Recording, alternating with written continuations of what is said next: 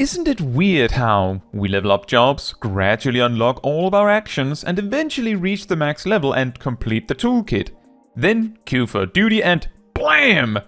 Now you only have the actions from level 1 to 50 again, like a jump back in time. Why is that?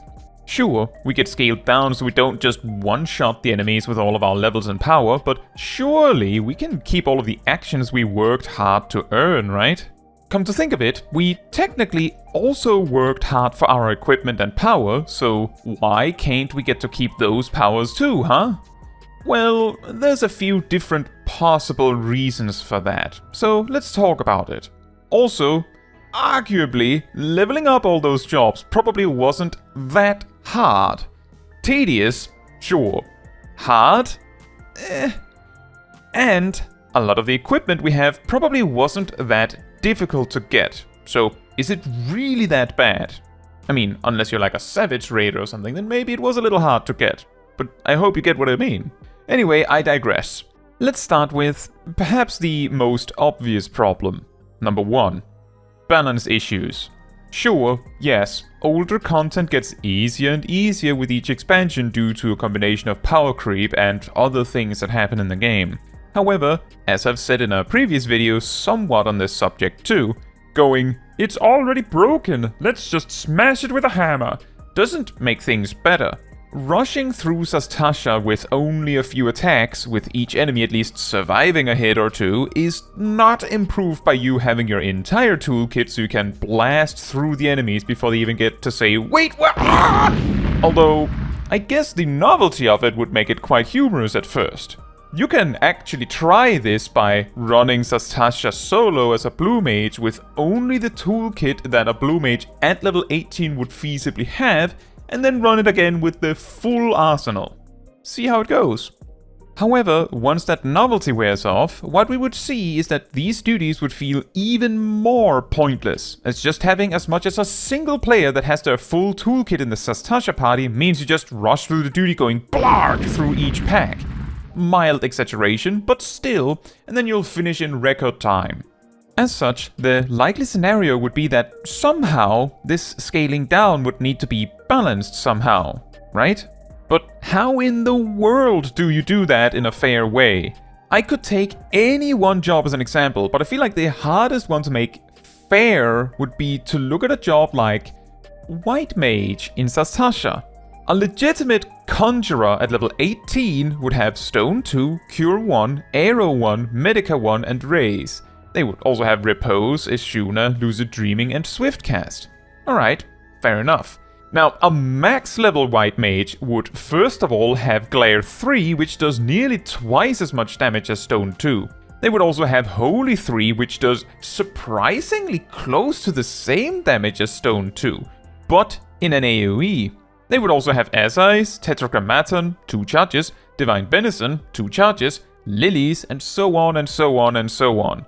Even if all you did was, say, make it so a max level White Mage synced down to Sastasha just has an effect that, say, reduces their damage output by 60% or something, they would probably still do more damage than the Conjurer, both because of having AoE options, but also because they would be perfectly capable of keeping the tank alive without casting healing spells. What if you also then have to have a built-in healing output reduction on top? And all of this is just if we have a max level White Mage syncing down to Sastasha. You'd need to balance it completely differently if it was a level 50 White Mage getting synced down. They have Stone 2, but also Holy 1. They also have Benediction, but none of the other handy OGCD options. How much less damage and healing would such a White Mage need to do? That said, ultimately, if things were balanced to be more reasonable, the end result might be that low-level content just means you have to work way harder to get a similar result to what a new player would be able to get hardly trying. Which sort of naturally leads into the second problem as a result. Do you want to work that much harder if it doesn't lead to any extra benefit? Again, I can imagine it would be fun for the novelty at first, but over time, maybe it would just feel a bit annoying. Just because you already leveled the job up, you now have to work super hard just to get the same results as the new players? That doesn't seem fair either, does it? There's also the extremely likely scenario that the balance is off, and either the legitimately low-level players are stronger or they're not. And regardless, that doesn't feel great either. Imagine if syncing down while keeping your toolkit was an option in the duty finder. Then the simple solution would quickly be to pick whatever does the most damage, and then it stops being about having your toolkit and suddenly turns back around and becomes optimization. And we all know what gamers do when optimization is a thing. Moving on to problem number 3, toxicity. While this does not apply to all players, there are enough players that could make problems out of this. If there is not balance in all this, then a high-level player synced down would be way stronger, and it would incentivize those high-level players to leave if there are first-timers in the group that cannot turbo through the duties, which kinda defeats part of the purpose of roulettes, doesn't it?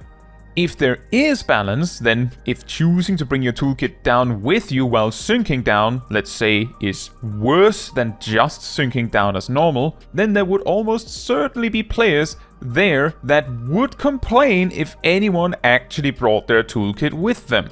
Another possible scenario is that this option to keep your toolkit while syncing down isn't getting balanced, but instead is only allowed when you have a full party, a bit like with blue mages. But then, considering how efficient it would be to do roulettes this way, it might make doing roulettes without a full party feel kinda pointless, leading to a situation where players that don't have a group to play with feeling a bit alienated.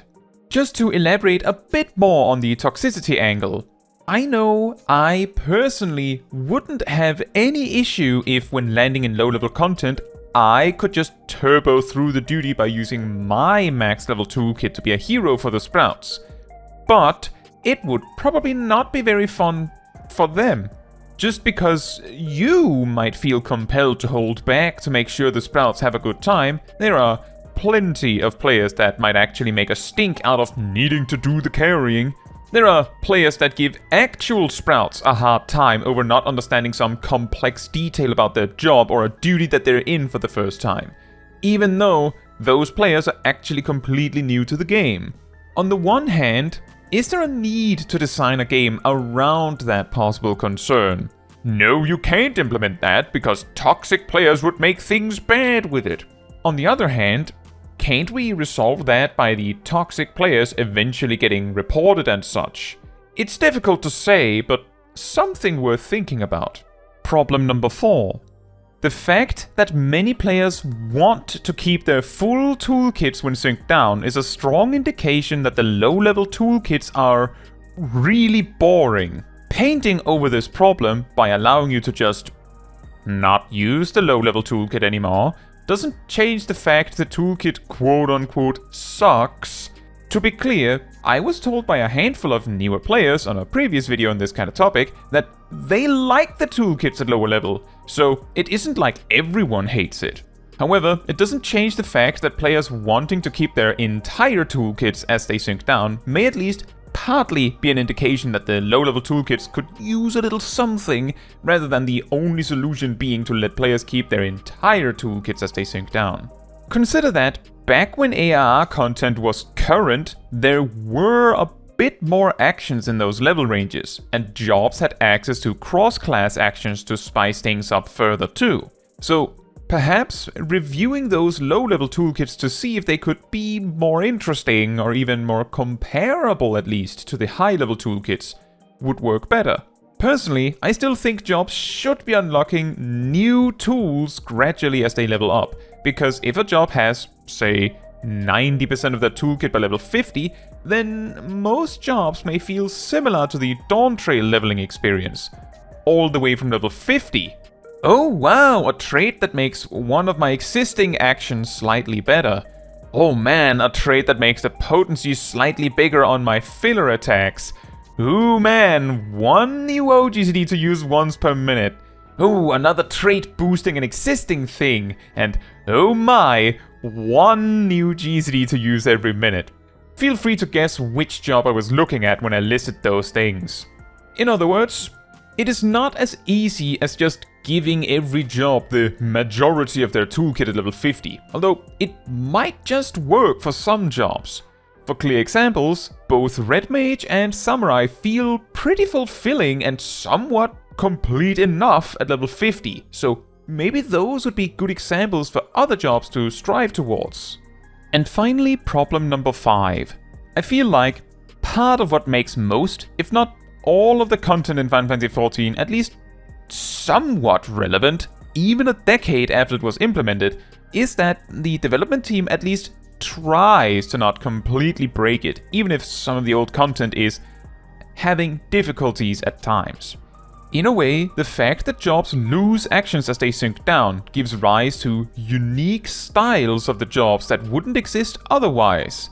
It also keeps things in balance, at least somewhat, all on its own, that when you get synced down to level 18, everyone getting synced down are at least within a reasonable distance of the legitimate level 18s, and so on. Yes, some jobs are much stronger than others, relatively speaking, but hey, when you get synced down, there's also some level of unique experience of the job at that lower level, even if, understandably, Pictomancer only having 2 buttons in Sastasha probably isn't super exciting. It has its novelty. The fact jobs' toolkits at lower levels also matter to the game at large also gives at least some more motivation for the development team to make sure, when they change things up, to keep an eye on how well it works at low level, instead of being able to just go, "What? Their entire toolkit is stupid until level 70? Whatever, they only need to level past that point and then it never matters again." Although, admittedly, some jobs have some oddities they've had for years that suggests sometimes the development team might not care that much. I'm looking at you, Mithril Tempest on single target until level 50, which has been a thing at least since Endwalker. And then we have from Dawntrail, Perfect Balance being bad until level 60, and Jolt 3 being amazing until level 94, and so on and so forth. So just to try and summarize a bit, if the game was changed such that when synced down, you still get lowered to the appropriate level, your gear gets synced down and all, but you have the option to keep your actions and traits and everything, like with role actions, then it would almost certainly create a huge imbalance in player power, as a max level synced down to almost any lower level would have a humongous advantage over the other players. This itself could lead to a lot of toxicity, as some of these players may feel compelled to, well, be annoyed at the other players for not being able to keep up, despite the absurdity of that statement. If instead this same implementation was done, but with an emphasis on balance, by making sure that even if you have your tools, you don't have a particular advantage as your output is balanced around having them, then, well, first of all, you would need to have the jobs be balanced regardless of how much of their toolkit they have, and that is going to be really complicated, as each job scales up in power at different intervals than other jobs, so you can't just implement a fits-all sizes solution of gradually reducing output based on how many levels above the content you were and such. However, if we ignore the part that it might take effort to implement such balance, it doesn't change the fact that a large part of the player base cares enough about optimization that if given the choice, they would probably pick whichever option is more efficient, whether it is keeping your actions or not. Furthermore, the presence of the existing system to force you to at least have a general overview of how to play a job even at lower levels without its entire toolkit gives the players the understanding to better be able to communicate how to improve at the game for the newer players, leading to a better experience for newcomers to the game. And the fact that the jobs need to at least function alright in low-level content as a result of this means that any major overhauls to a job must still function for a potential new player, which, again, helps to improve the new player experience.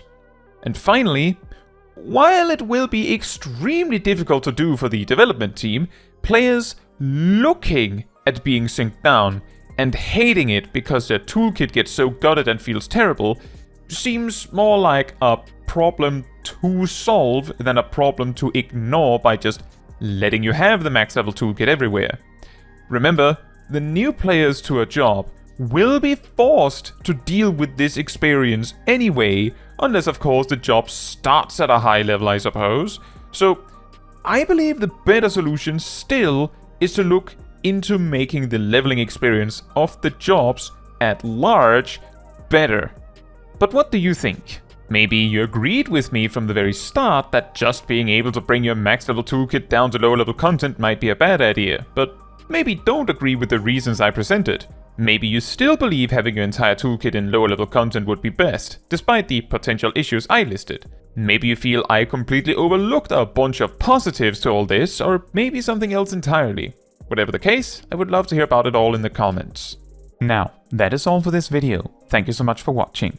If you would like to support me and my channel more directly, you can become a member like these wonderful people here. You can also alternatively support me through Ko-Fi, link in the description. You can also support the channel by letting the YouTube algorithm know by liking the video, leaving a comment, subscribing, sharing, and hitting the bell to get notified when next I post a video. Fun fact, from Tamtara to Copperbell Mines, the only thing Viper gains is the speed buff combo step, but it isn't before 1000 Maws of Totrak before they get an AoE combo. Strangely, Pictomancer also unlocks their AoE option in 1000 Maws of Totrak. Bonus fun fact, the only type of duty content where Stone 1 is available while synced down is Guild Hests, as it is replaced with Stone 2 at level 18, the max level sync of Sastasha.